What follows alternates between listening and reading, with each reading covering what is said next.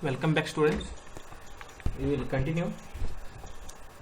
Next point is Java compilation process. So how Java programs gets compiled in our system.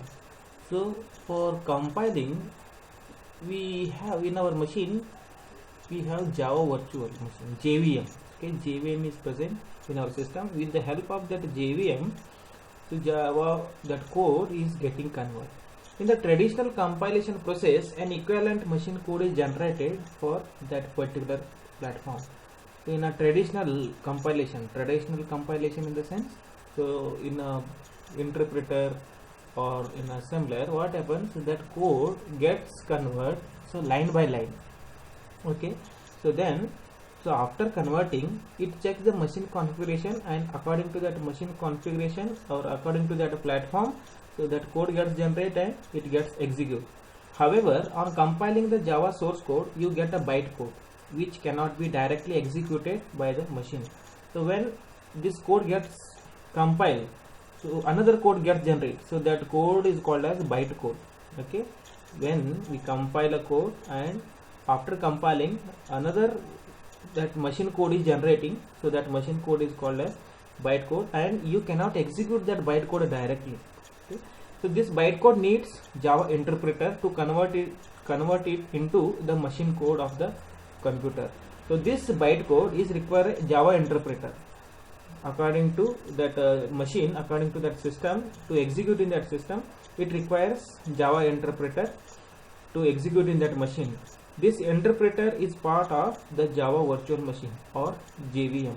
So this in Java interpreter is a part of JVM, is a part of Java virtual machine.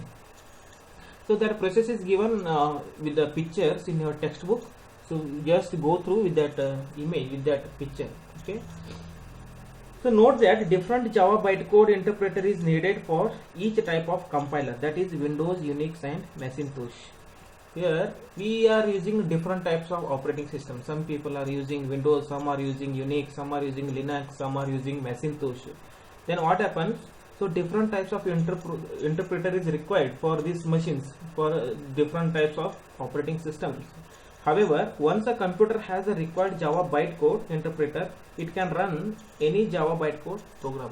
So once that operating system is having this Java bytecode, so in that case, that code can be executed everywhere.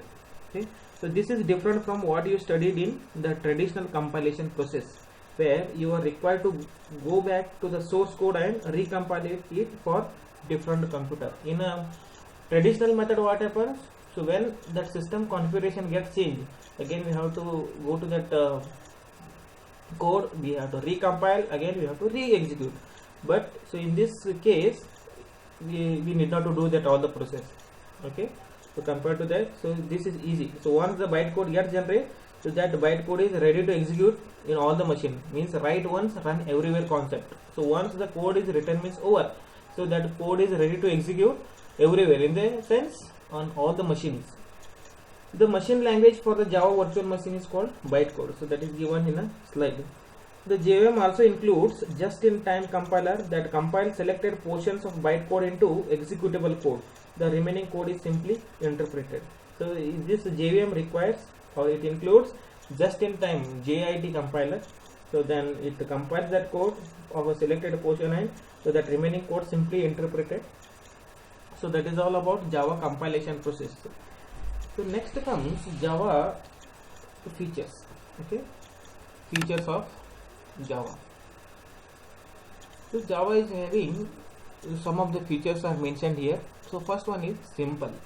Java is a simple and easy to learn programming language. This Java programming language, here they have given it is a simple language and easily you can learn. Here beheading and all won't work out. You have to understand the concepts, okay, programming concepts. The removal of many unreliable features of C and C++ has simplified its understanding and implementation. Then what happened? Whatever the problems are there in C and C++, so that all the problems are removed, and so this Java language, so it's originated. Means actually the Java is inherited all the syntaxes from C and C++. Whatever the syntax are there in a C and C++, same syntaxes are inherited in Java. Then in that previous C and C++, so many features were there, complicated features, so that all the features they were removed. So that is the first point, that is simple. Second one is robust. Robust means strong. Java is a robust and reliable programming language. This Java programming language is a robust language, very strong language. It's not easy to hack. So usually you can see, so on the net now we have a big headache of hackers. Okay, so it's not possible easily to hack the Java code. Okay, so that is a robust.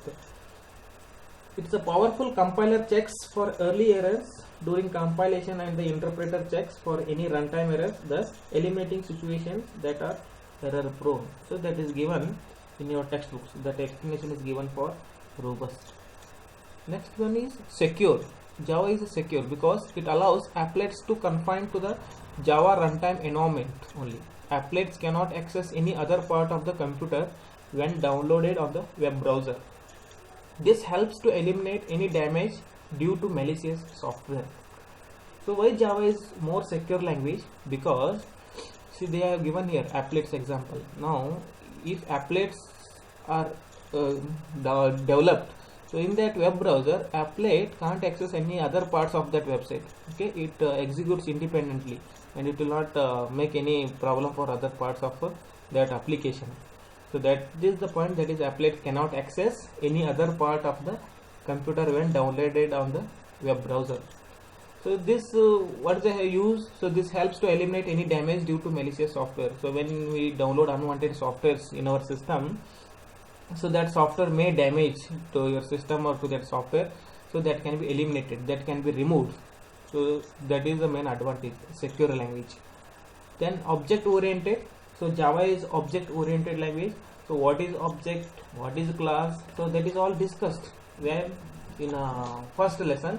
So already we have discussed what is object and what is class. So in our textbook, Java is a true object oriented programming language because it treats everything as an object. This purely object oriented language. Java is purely object oriented language and it treats everything as an object. This enables us to take full advantage of the object oriented paradigm and its capabilities of creating flexible and modular program. So by using this concept, object oriented program, easily, so flexible application can be designed. So flexible application can be developed. So that's why most of the Android apps are use the Java language only. Okay. Next comes platform independent. So now what is platform independent? So one general example. So before discussing or before explaining that point, you take example of mobiles. So already this example I have discussed. So in a mobile, we all are having different types of handsets. Okay, different types of Android versions, different type of screen size, storage capacity, RAM, processor, everything is different. Okay. Now when we say Android mobile, so all are having Play Store. Okay. So in a Play Store, when we want to download any app, directly we go to Play Store and we search that app and we download it and we install it. See, the person who is using Samsung, he is also downloading the same app. The person who is using Redmi, he is also installing. The person who is using Realme, the person who is using Vivo, Oppo, Apple, so they are also accessing the same app. So they all are using different handsets. Configuration is completely different, but that app is working correctly or that app is working nicely in all the handsets. So that is the point, platform independent, in the sense it will not check the configuration of that device. So simply it gets downloaded and it gets installed. The concept of write once run anywhere is one of the most important feature of Java. This in a platform independent, once the code is written means over, so that code can be executed on all the types of operating system, all the types of devices. Okay, you may be having 4 GB RAM or you may be having different processor. Okay, doesn't matter. So someone may be having different processor, RAM size may be different. Okay, so it doesn't matter for that code, so that code gets executed. So that is the point, platform independent, which makes it a very powerful language. Java application can run on any platform that has a JVM installed on it. Now wherever Java virtual machine is installed, so everywhere this code gets executed. So that is platform independent. Next is multi-threaded. Java is also a multi-threaded programming language. Multi-threading works in a similar way as multiple processes run on one computer. So multi-threading in the sense, it's like a multiple process working on in a single system. For example, you see, so in a message app in your mobiles, you see that older version of message application, and now today what we are using message app. Okay, simple text message. So now whatever the message we are sending, so that sent message, and whatever the message we are receiving, so that received message, that's both the messages are displaying in a single area. So but in a previous old that button mobiles, what happens there, sent items are different, inbox are different, draft is different, so everything is different. Okay, so but nowadays, so that all the options combined, so that is multi-threading concept. Okay, so multi-threading means so that all the points they put it together, and that application is designed. Although the game is a single program, at different threads within the game manage scores, graphics, and hundreds of other core features of the game. So in your textbook they have given an example of a game.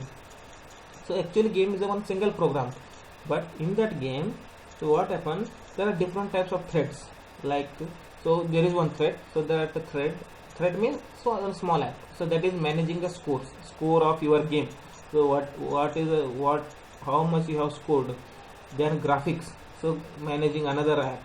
Then other core features of that same game, so it is graphics or animation, background, images, so that is all handling. So that is multi-threading. Hence a single application executes multiple threads together, which enhances the capability of a program. So now this multi-threading concept enhances the capability of that designed application, designed program. So that is the multi-threading concept. So these are some features. So once again I'll repeat. See, one is simple, second one is robust, third one is secure, fourth one is object oriented, fifth one is platform independent, and last one is multi-threaded. Okay friends, so here I am going to end this lesson. Thank you for watching.